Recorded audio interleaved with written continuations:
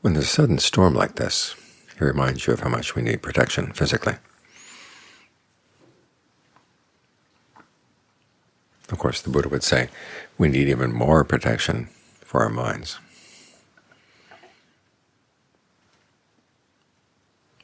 Because the danger is not only from outside.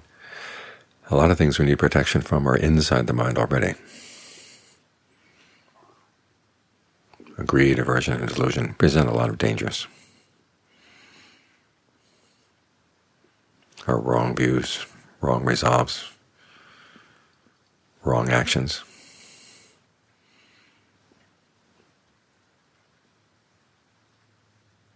It's because of these things that we need refuge.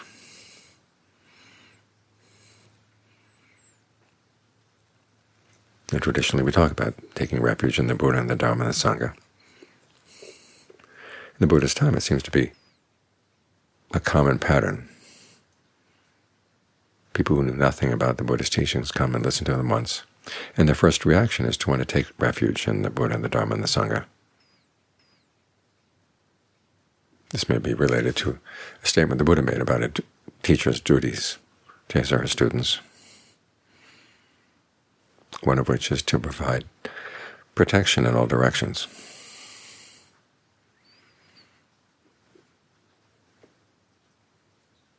Now, if we're talking about a theistic system, that would be asking the God to provide that protection.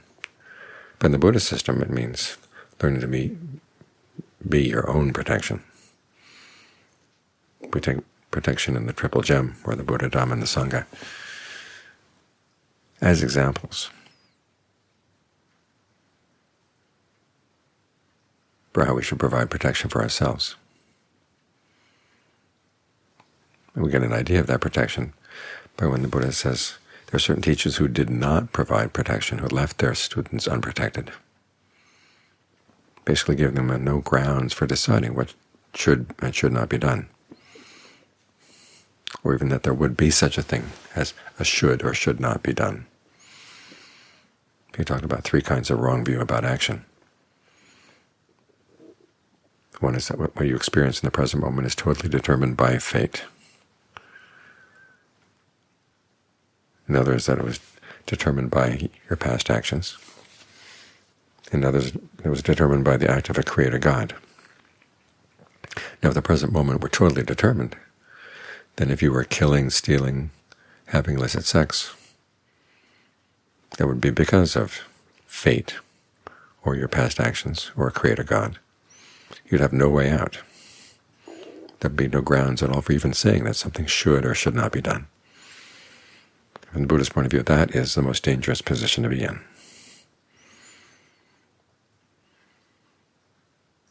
Now he says that we provide a refuge for ourselves by practicing the Dharma, and particularly by developing the foundations of mindfulness, or the establishings of mindfulness. But there's more to it than just that. Because first we have to have conviction in the Buddhist teachings. When he teaches about action, that what we experience in the present moment is partly determined by the past, but largely determined by our actions right now.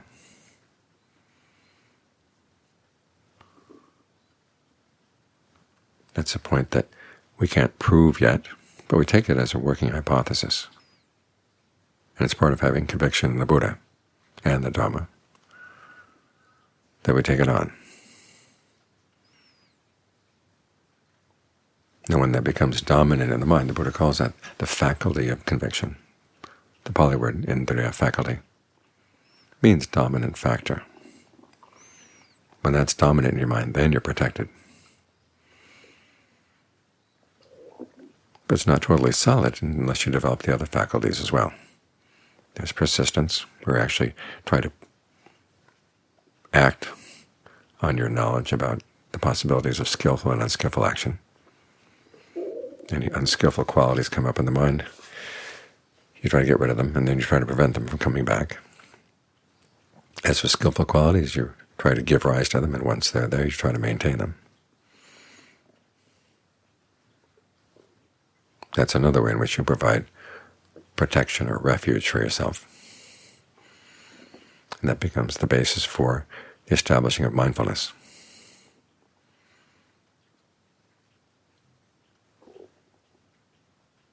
You focus on, say, the breath in and of itself, and you watch your mind as you're close to the breath.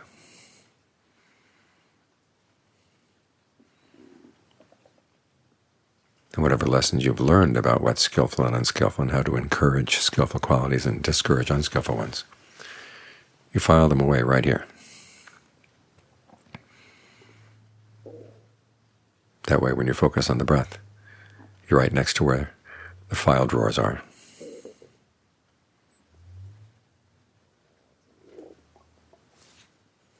So it's simply the act of taking a breath in, letting it go out, can act as a reminder. You have these lessons right at your fingertips.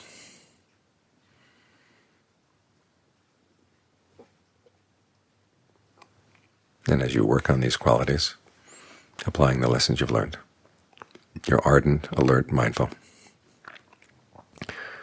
Those qualities turn into the factors of jhana, which is the next faculty, or next dominant factor.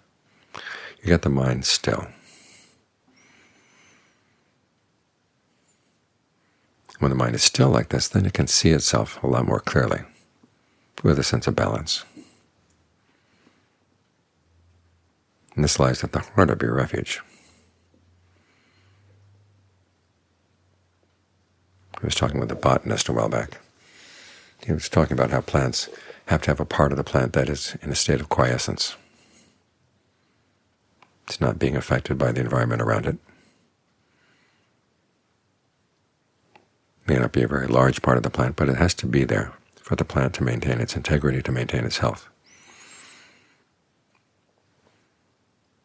Because it's from that quiescence that it develops its strength.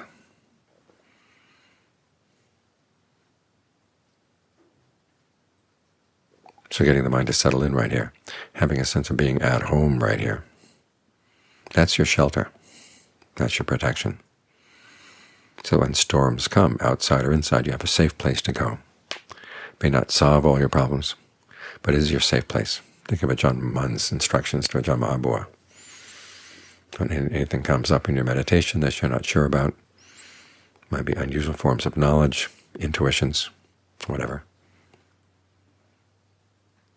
and you're not sure about it, just stay with the knower, he says. That's the quiescent part of just being aware right here. And watch it as it passes. And no matter what, you'll be safe.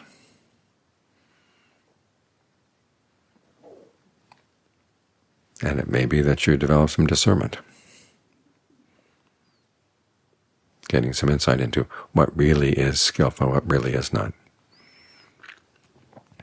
This is where you take the points that you've learned to take on as working hypotheses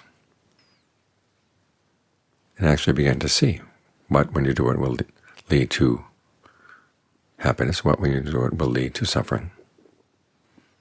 Not as a matter of conviction, but as a matter of knowledge.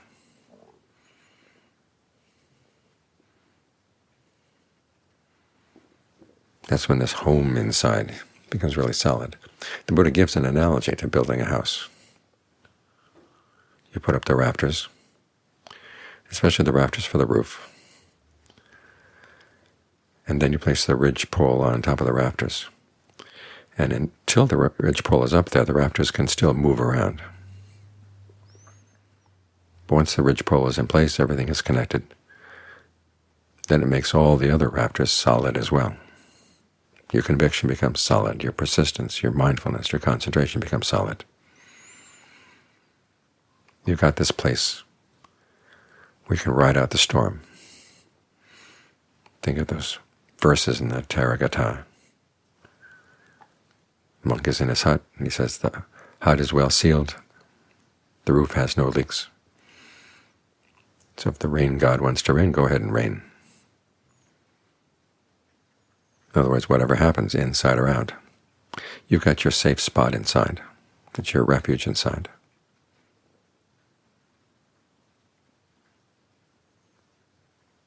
because you know that as long as you don't do anything unskillful, nothing unskillful can come to you.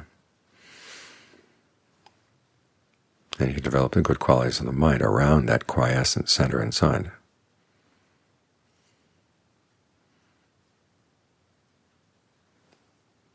You can develop the skill where you don't have to suffer even from the unskillful things you've done in the past.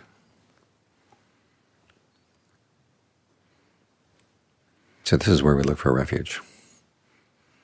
We take these good qualities and we try to make them dominant in the mind. Gather them around this quiescent center.